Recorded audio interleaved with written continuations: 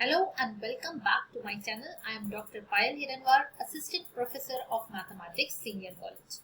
तो बच्चों, the most awaited video is here for semester 4 students. ठीक है? Before I start this video, मैं बता दूं आज का वीडियो किसके लिए है और आज के वीडियो में आपको क्या मिलने वाला है. तो this video is specially for RTMNU students, मतलब कि नागपुर यूनिवर्सिटी के स्टूडेंट्स के लिए है जो बीएससी सेमेस्टर 4 के स्टूडेंट्स हैं और जिन्होंने मैथ सब्जेक्ट लिया हुआ है उनके लिए आज का ये वीडियो स्पेशली बनाया गया है. आज के वीडियो में आपको क्या मिलने वाला है, तो after watching this video completely आपको ये समझ में आएगा कि आप किस तरीके से स्मार्टली पढ़ाई कर सकते हो रियल एनालिसिस की, सो दैट कम टाइम में कम पढ़ाई में आप बहुत अच्छे मार्क्स स्कोर कर सको. ठीक है, so let us start with the video. तो पहली बात, आपको पता है कि आपके दो पेपर्स होते हैं. मैथ्स पेपर आपका M7 है एंड M8 आता है. M7 लेना पेपर 1 भी बोल सकते हो, जो है रियल एनालिसिस, और दूसरा पेपर है उसके लिए मैं अगर आप चाहो तो I can make a separate video over it. आप मुझे कमेंट करके बताना. आज हम सिर्फ रियल एनालिसिस के बारे में डिस्कस करने वाले हैं. सो आप क्योंकि आप सेमेस्टर 4 में पहुंच चुके हो तो आपको पेपर पैटर्न तो पता है, तो I won't be discussing it. फिर भी अगर आपको चाहिए तो आप डिस्क्रिप्शन बॉक्स में या फिर मैं आपको आई टिप पर आपको मिल जाएगा वो वीडियो जिसमें मैंने डिटेल में पेपर पैटर्न एक्सप्लेन किया हुआ है, नागपुर यूनिवर्सिटी का पेपर पैटर्न कैसा होता है. तो आप चाहो तो पहले वो वीडियो देखकर ये वाला आप बाद में देख सकते हो. Now coming back to this particular paper that is real analysis. अब हर एक पेपर में आपको 4 चैप्टर्स होते हैं, आप सबको पता है, right. Let us start with chapter number 1. अब चैप्टर 1 जो है उसके ऊपर आपको पता है क्वेश्चन नंबर 1 आपको मिलेगा चैप्टर 1 से. इसमें आते हैं आपको 4 questions. Question A, B, question C and D. A B आपको या तो ये दोनों करना होता है या फिर और सी एंड डी करना होता है. ये दोनों 6 मार्क्स के क्वेश्चंस होते हैं, मतलब दोनों मिलाकर आपको मिलेंगे 12 मार्क्स. एंड यहाँ पर भी 6 मार्क्स के क्वेश्चंस होते हैं, दोनों मिला के आपको मिलते हैं 12 marks. Now I'm talking about chapter 1 now. ठीक है. अच्छा, आज की वीडियो में जो भी आपको मैं बताने वाली हूँ उसमें आपको एक चीज ध्यान रखनी है. I never tell my students कि ये टॉपिक छोड़ दो, ये टॉपिक मत पढ़ो, ऐसा बिल्कुल नहीं करना है. ये वीडियो आपको कब देखना है, जब आप चारों यूनिट्स पढ़ लो.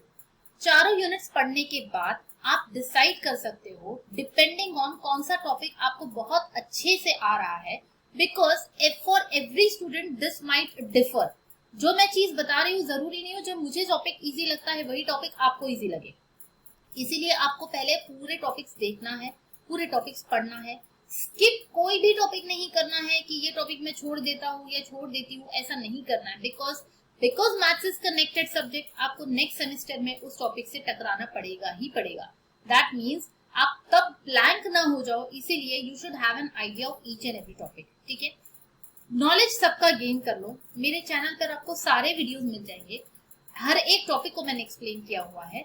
नॉलेज गेन कर लो, उसके बाद में ये डिसाइड करो आपको कौन सा इजी लग रहा है, उस हिसाब से आप ज्यादा उस पर फोकस कर सकते हो और उस टॉपिक को ज्यादा अच्छे से प्रिपेयर कर सकते हो ताकि आपका एक भी मार्क ना कटे.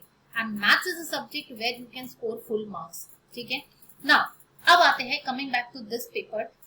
क्वेश्चन नंबर 1 पे आपको ए और बी क्वेश्चन मिलेगा आइदर पार्ट से. सो आइदर पार्ट क्या होता है, बेसिकली आप जो चैप्टर होता है उसके टॉपिक्स को आधे आधे में डिवाइड करते हो.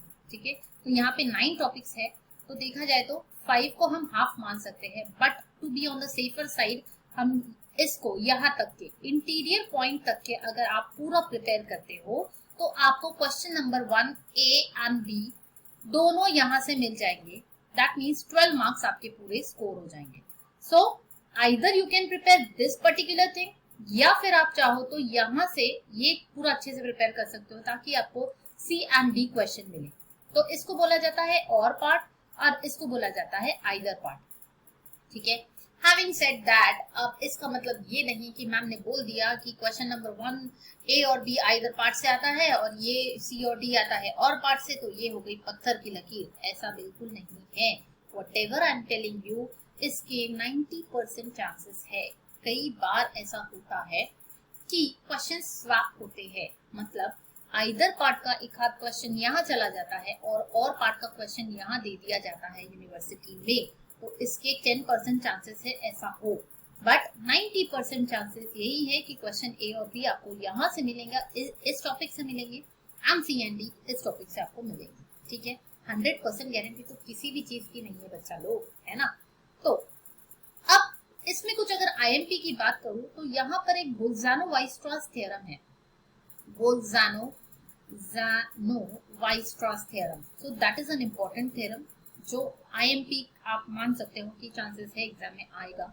ठीक है, देन यहाँ पर आपको यहाँ फर्स्ट पार्ट में ना एक थ्योरम है यहाँ पर सुप्रीमम और इन्फिमम के ऊपर में, दो थ्योरम्स है, सुप्रीमम एंड इन्फिमम। तो इनमें से एक थ्योरम आने के चांसेस है एग्जाम में, हो सकता है आपको एक क्वेश्चन थ्योरम इसमें मिल जाए, थ्योरम। ठीक है, देन इसमें जो 1.5 मार्क के क्वेश्चन आते हैं ना इस पर्टिकुलर यूनिट पे, तो वहां पर आपको कैसे मिलेगा क्वेश्चन, इसके लिए आप क्या प्रिपेयर करो, डेफिनेशंस प्रिपेयर करो।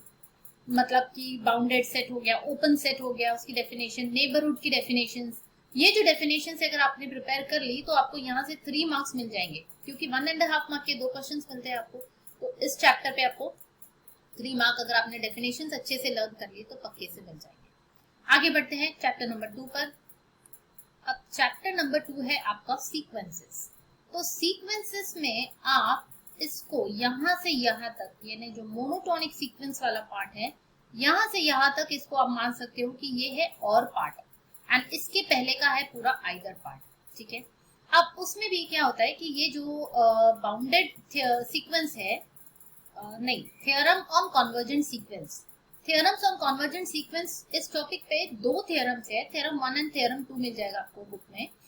तो ये जो थ्योरम है दोनों में से एक के आने के चांसेस है, तो है एग्जाम में। ठीक है, देन ये जो टॉपिक है आपके पास में algebraic properties of convergent sequence, यहाँ पर लिमिट के ऊपर में 5 थ्योरम्स है, छोटी छोटी theorems, and these theorems are quite easy. तो इनमें से एक थ्योरम आपको मिल सकता है या एक क्वेश्चन आपको मिल सकता है फॉर 6 मार्क्स। सो ये 5 जो थ्योरम्स है ना, ये तो आप प्रिपेयर कर ही लो, पक्के से आपको एक थ्योरम इसके ऊपर जरूर मिलने वाला एग्जाम में, चांसेस है 99% चांसेस है कि एक क्वेश्चन मिल जाएगा।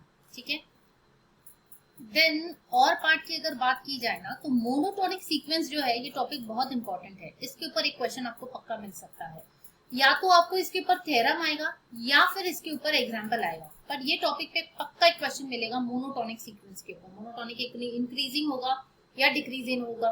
देन कॉची सीक्वेंस के ऊपर में 2 थ्योरम्स है आपके पास में। ठीक है, वो दोनों थ्योरम्स में से एक थ्योरम आने के चांसेस है एग्जाम में, it is important. Then again limit superior and limit inferior, अगर इस टॉपिक पे क्वेश्चन आता है तो या तो आपको इस पे एग्जाम्पल मिलेगा या इसमें एक थ्योरम है तो वो आ सकता है। ठीक है, सो यू डिसाइड अकॉर्डिंगली कि आप लोगों को कौन सा टॉपिक, कौन सा पार्ट अच्छे से प्रिपेयर करना है। अब इसके अगर 1.5 मार्क के क्वेश्चंस की बात की जाए तो यहाँ पर आपको क्वेश्चंस किस टाइप के मिलेंगे, आपको सीक्वेंसेस के ऊपर में ना छोटे छोटे क्वेश्चंस दिए हुए हैं बुक में, सीक्वेंसेस के ऊपर में, मतलब कि आपको दिखाना है कि पर्टिकुलर सीक्वेंस जो है it converges to this particular number 3/2, show that, ऐसे कुछ छोटे छोटे क्वेश्चंस है। तो ये आ सकते हैं आपको 1.5 मार्क के लिए, या फिर आपको ऐसा भी आ सकता है मोनोटोनिक सीक्वेंस के ऊपर में ना, मोनोटोनिक डिक्रीजिंग या मोनोटोनिक इंक्रीजिंग के ऊपर में कोई एक सीक्वेंस दिया होगा और आपको you will have to show that it is monotonic increasing या मोनोटोनिक डिक्रीजिंग, तो ये आ सकता है आपको 1.5 मार्क के लिए, इस टाइप के क्वेश्चंस। ठीक है, आगे बढ़ते हैं चैप्टर 3 की तरफ। अब चैप्टर नंबर 3 है इनफाइनाइट सीरीज। ये बहुत मजेदार चैप्टर है, आप वीडियोस अगर अच्छे से ध्यान से देख लोगे मेरे चैनल पे तो आपको ये बहुत आसानी से समझ में आ जाएगा। इनफाइनाइट सीरीज में बेसिकली आपको ना ये ज्योमेट्रिक सीरीज है, यहाँ से ज्योमेट्रिक भी नहीं बोलेंगे, कंपैरिजन बोल सकते हैं, यहाँ से असली यूनिट स्टार्ट होता है। इसके पहले का अगर आपने ज्यादा उतने अच्छे से नहीं भी प्रिपेयर किया तो भी चल जाएगा। The most important part starts from here, कहाँ से, कंपैरिजन टेस्ट से। तो अब करना क्या है आपको, आप कैसे प्रिपेयर करोगे, आप ये जो सारी टेस्ट है ना इसको अच्छे से प्रिपेयर कर लो। कंपैरिजन टेस्ट दिखने के लिए ये बहुत सारी है, बट एक्चुअली ये सारी लिंक होती है। Comparison and P series test, ये बहुत छोटी सी टेस्ट है, पी सीरीज टेस्ट, एंड ये दोनों मिला के एक क्वेश्चन आपको, मतलब 99% चांसेस है, मैं आपको बता रही हूँ कि आपको कंपैरिजन टेस्ट के ऊपर एक क्वेश्चन मिलेगा। ठीक है, एंड अगर कंपैरिजन टेस्ट पे क्वेश्चन मिलता है तो उसके अंदर पी सीरीज टेस्ट काम आती है। ठीक है, तो ये वीडियोस में आपको अच्छा आसानी से समझ में आ जाएगा एक्चुअली ये सब चीजें क्या है। कुछ वीडियोस शायद अभी अपलोड होने के हैं, पर आपके एग्जाम के पहले अपलोड हो जाएंगे। सो आप कैसे प्रिपेयर करोगे, ये जो टेस्ट है ना सारी यहाँ तक कि आप कर लो इसको DLM वर्ड्स, ठीक है। तो आइदर पार्ट में आपको टेस्ट ही मिलने वाली है, मतलब question number 3A and B, and question clearly mention होता है क्वेश्चन में कि टेस्ट द कॉन्वर्जेंस। कैसे क्वेश्चन आता है, test the convergence of the series, कोई सीरीज दी होगी आपको, ऑफ द सीरीज कोई भी सीरीज होगी by that dash dash dash test, मतलब क्लियरली मेंशन होगा आपको कंपैरिजन टेस्ट करना है या रेशियो टेस्ट सॉल्व करना है या कॉचीज रूट टेस्ट सॉल्व करना है, ये मेंशन होगा, ठीक है। तो इस हिसाब से आप करोगे। मैं आपको एक और वीडियो बनाने वाली हूँ, अपलोड करने वाली हूँ, जिसमें एक टैबुलर फॉर्म में मैं आपको बताऊंगी किस तरीके से बहुत आसानी से आप याद कर सकते हो कि कौन सी टेस्ट में क्या करना होता है। एक पेज में अगर आपने उस पर्टिकुलर फॉर्म में बना लिया, आप टेबल बनाकर रखते हो, एंड एग्जाम में जाने के पहले अगर आप उतना भी अच्छे से देख लेते हो तो आप बहुत आसानी से आपको याद आ जाएगा कि कौन सी टेस्ट में क्या करना होता है। बच्चे वहीं पर कंफ्यूज होते हैं एग्जाम में, ठीक है। देन यहाँ पर ये जो है ना, देखा जाए तो ये और पार्ट माना जाता है, and if you are lucky you will get one question on alternating series and one question on absolute convergence. अलग अलग दोनों पे एक एक क्वेश्चन मिल सकता है, या फिर कभी कभी ये दोनों मिलाकर एक क्वेश्चन, दोनों में से किसी एक पे एक क्वेश्चन आता है, एंड DLM या कोई भी एक टेस्ट को आपको और पार्ट में दे दिया जाता है। मतलब क्वेश्चन नंबर 3C और D, या तो यहाँ पर एक कोई टेस्ट आ जाएगी, आपको कोई भी टेस्ट इसमें से आ सकती है, एंड ये दोनों में से कोई एक क्वेश्चन आएगा, या फिर C और D में एक एक क्वेश्चन इस पे मिल सकता है, alternating series and absolute convergence, ठीक है। आगे बढ़ते हैं चैप्टर नंबर 4 पर। Now your chapter number 4 is Riemann integration. अब यहाँ पर आपको इंटीग्रेशन के कंसेप्ट क्लियर होना बहुत जरूरी है। यहाँ पर काफी सारा इंटीग्रेशन आपको यूज करना है। Now till this particular topic, यहाँ तक कि आप मान के चल सकते हो कि this is your either part, ठीक है। जैसे जैसे मैं आपको बताते जा रही हूँ आइदर पार्ट और पार्ट, अगेन मैं आपको रिमाइंडर दे दूं कि ये जो भी मैं आज बता रही हूँ इसके 90% चांसेस है। ब्लैंकली बिल्कुल इसको पत्थर की लकीर मानकर मत चलना कि मैम ने बताया है तो इसी तरीके से एग्जाम में आने वाला है। एक हाथ क्वेश्चन इधर उधर हो सकता है, ठीक है ना। आइदर पार्ट में अगर IMP की बात की जाए तो यहाँ पर एक थ्योरम है पार्टीशन, आई थिंक रिफाइनमेंट के ऊपर में, यस, रिफाइनमेंट ऑफ पार्टीशन। तो ये थ्योरम काफी इंपॉर्टेंट थ्योरम है, ठीक है। इसको आपको प्रिपेयर करना ही है, इसको गलती से भी स्किप मत करना, चांसेस है कि एग्जाम में आ जाए। तो रिफाइनमेंट ऑफ पार्टीशन, ये वाला थ्योरम यहाँ से इंपॉर्टेंट है, एंड यस ये फंडामेंटल थ्योरम ऑफ कैलकुलस जो है, again this is important theorem from exam point of view, ठीक है। एंड इसमें से आप आगे mean value theorems for integral. अब यहाँ पर कैसा है ना, इस पर्टिकुलर चैप्टर में आपको कुछ एग्जाम्पल्स मिलेंगे और कुछ थ्योरम मिलेंगे, तो कोई टॉपिक पे ऐसे पर्टिकुलरली नहीं बता सकते कि यही पर्टिकुलरली आएगा। There are very many examples in this theorem also, in this particular chapter also, ठीक है। तो एग्जाम्पल्स तो बहुत आसान होते हैं आप लोगों के लिए, आप एक एग्जाम्पल एक टाइप का सॉल्व कर लोगे तो उसके हिसाब से आपको आइडिया आ जाती है, राइट। तो एग्जाम्पल्स तो बहुत सारे प्रैक्टिस करने ही है, साथ में जो ये मैं इंपॉर्टेंट थ्योरम्स बता रही हूँ वो प्रिपेयर करना है। So this is all about real analysis paper. I hope आज का वीडियो देखने के बाद आपको पूरी तरीके से अच्छे से आइडिया मिल चुकी होगी कि आपका पेपर पैटर्न कैसा होता है, किस टाइप से क्वेश्चन पूछे जा सकते हैं, एंड आप किस तरीके से प्रिपेयर कर सकते हो so that you can score really good marks. अगर आज का वीडियो पसंद आया होगा तो मुझे कमेंट करके जरूर बताना, एंड अगर आपके और भी कोई डाउट्स होंगे तो आप मुझे कमेंट करके पूछ सकते हो, एंड आपके फ्रेंड्स के साथ जरूर शेयर करना ताकि उनको भी बेनिफिट मिले, कोई जेलेसी नहीं, बिल्कुल नहीं। एंड एक बात याद रखना बच्चों कि there is no shortcut to success.